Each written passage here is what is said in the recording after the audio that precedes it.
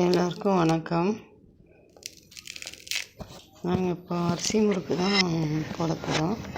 இன்றைக்கி நம்ம முறுமுறுன்னு இருக்கக்கூடிய அரிசி மாவும் உளுந்து மாவும் சேர்த்து செய்யக்கூடிய கை சுத்து முறுக்கு தான் பார்க்க போகிறோம். அந்த முறுக்கு கல்யாண வீடுகள்லாம் கண்டிப்பாக செய்வாங்க. அது மட்டும் இல்லாமல் தீபாவளி ஃபங்க்ஷனில் வரும்போது கண்டிப்பாக செய்வாங்க. சீர்வரிசைக்கு கொடுப்பாங்களாம். இது பாரம்பரியம், தமிழ்நாட்டோட பாரம்பரியமாக இதுவும் இருக்குது. பாரம்பரிய உணவுகள் இதுவும் ஒன்று. அந்த ரெசிபி பார்க்கறதுக்கு முன்னாடி கண்டிப்பாக சேனலுக்கு சப்ஸ்கிரைப் பண்ணி பக்கத்தில் இருக்க பெல் பட்டனையும் கிளிக் பண்ணி வச்சுக்கோங்க. இப்போ வாங்க வீடியோக்குள்ளே போகலாம். அந்த ரெசிபியை பார்க்கலாம். அதுக்கு என்ன செய்யணும்னு எங்கள் அம்மாட்ட கேட்கலாம். என்ன அரிசி எடுத்துருக்கீங்க நீங்கள்? ரேஷன் அரிசி. இன்றைக்கி நம்ம ரேஷன் அரிசியில் தான் இந்த முறுக்கு செய்ய போகிறோம். அப்படி தானேம்மா? ஆமாம்.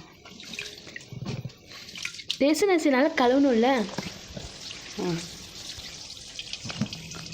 நல்லா ஒரு 4 வாட்டி கழுவி எடுத்துக்கலாம். அந்த அரிசியை ஊற வைக்கணுமா? ஆமாம், ஊற வைக்கணும். எவ்வளோ நேரத்துக்கு? ஒரு 2 மணி நேரம் ஊற வச்சா போதும். சரி, நம்மளும் அரிசியை கழுவி ஊற வச்சிடலாம். நல்லா அழுக்கு போகிற மாதிரி நல்லா கழுவி எடுத்துருக்கோம் அரிசியை. இது 2 மணி நேரத்துக்கு ஊற வச்சிடலாம்.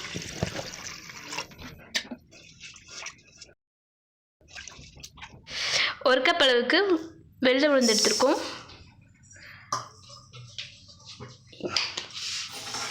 தேங்காய் ஊற்றி வறுத்துடலாம். 3 கிளாஸ் அரிசி, 1 கிளாஸ் பருப்பு எடுத்துருக்கோம். பருப்பு எப்படி வறுக்கணும்? நல்லா வறுத்துடலாமா? கொஞ்சம் நிறமாத வரைக்கும் வறுக்கணும். தேங்காய் நம்ம ஊற்றி வறுக்கும்போது பருப்பு நல்லா வாசமாக இருக்கும்.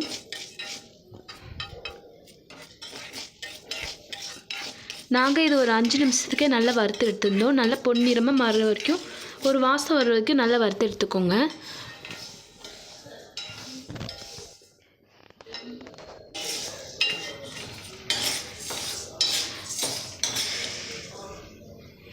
அதை கொஞ்சம் ஆற வச்சு நம்ம மிக்ஸி ஜாரில் போட்டு அரைச்சி எடுத்துக்கலாம். நல்லா பட்டு மாதிரி அரைச்சி எடுத்துக்கலாம். அரைச்ச உளுந்த மாவை இப்படி சளிச்சு எடுத்துடலாம்.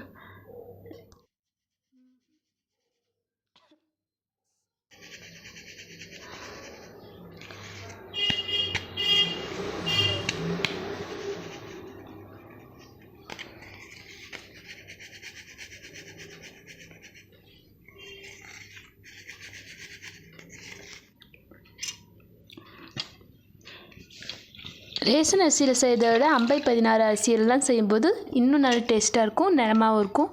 அதை நாங்கள் இன்னொரு வீடியோ போடுறோம்.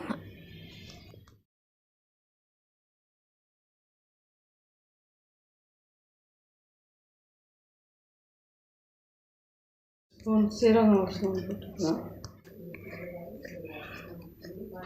காயம் போட்டுக்கலாம். 1 ஸ்பூன் எண்ணெய் போட்டுக்கலாம்.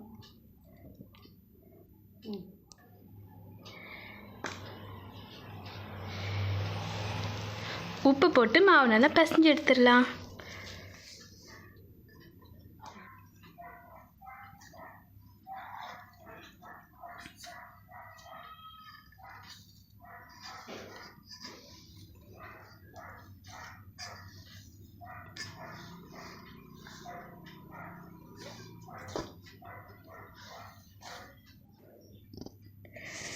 கொஞ்சம் எண்ணெயை தொட்டு கையில் தேய்ச்சிக்கோங்க.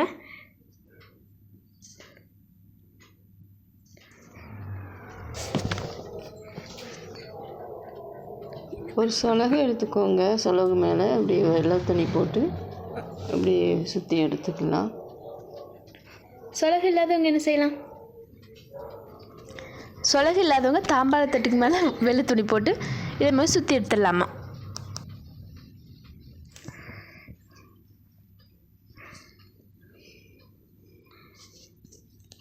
பிள்ளையா வச்சாச்சு.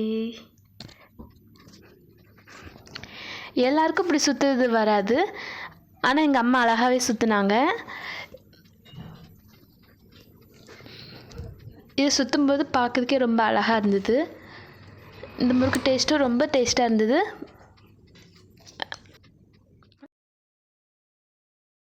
உளுந்தம்பருப்பு தேங்காய் எண்ணெயில் வறுத்து போடும்போது நல்லா வாசமாக இருக்கும். குட்டீஸ்லாம் நல்லா விரும்பி சாப்பிடுவாங்க.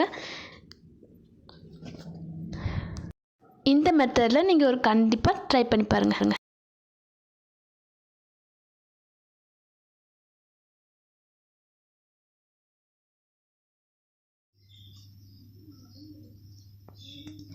இந்த முறுக்குக்கு தேங்காய் எண்ணெய் தான் யூஸ் பண்ணுவாங்களா, ஆனால் நாங்கள் கடலெண்ணெய் யூஸ் பண்ணோம்.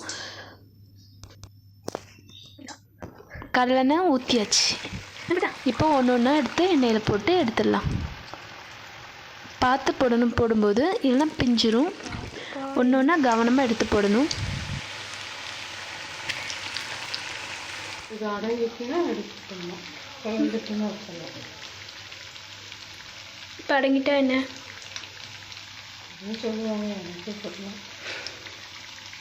அடங்கிட்டுப்பா. ஃபஸ்ட்டு வந்து இப்போ குறைஞ்சிச்சு. ஃபஸ்ட்டு போட்டோன்னு பாப்பான்னு வச்சுல. நீங்கள் அப்படி தான் சொன்னீங்க அன்றைக்கி. ஃபஸ்ட்டு நிறைய வரும், இப்போ அது குறைஞ்சிருங்க. எங்கள் வீட்டில் செஞ்ச கைமுறுக்கு ரெடி ஆகிடுச்சு.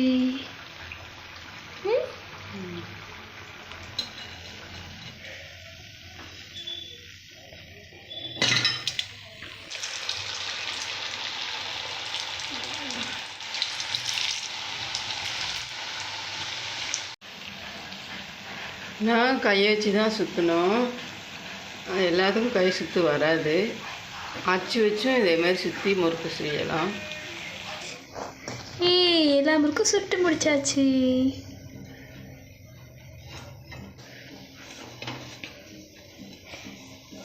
இதே மாதிரி நீங்களும் வீட்டில் கண்டிப்பாக ட்ரை பண்ணி பாருங்கள். வீடியோ பார்த்ததுக்கு நன்றி.